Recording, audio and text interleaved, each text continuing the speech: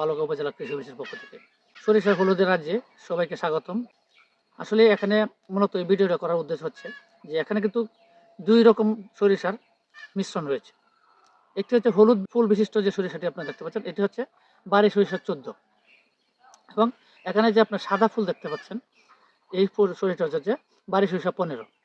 আর অর্থাৎ আপনি যদি বীজ রাখতে চান, যদি আপনি এখানে দেখতে পাচ্ছেন বেশিরভাগ অংশ কিন্তু হলুদ ফুল বেশি, এবং এখানে শতকরা অফ হবে না, হয়তো হাজারের মধ্যে 2-1টা ফুল হবে বোঝা যাচ্ছে।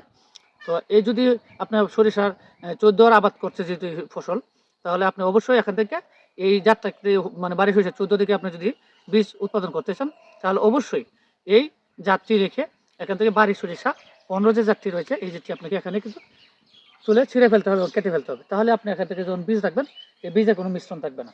তো আপনারা দেখতে পাচ্ছেন দর্শক, এখানে এই যে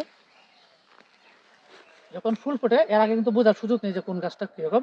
এবং আপনার বারি সরিষা 15 যে ফুল রয়েছে, ফুলগুলি আপনি তুলে ফেলবেন। তাহলে অবশ্যই আপনার সরিষার একটি জাত থাকবে এবং বারি সরিষার 14টাই সঠিকভাবে আপনি আবাদ করতে পারবেন। সবাইকে ধন্যবাদ।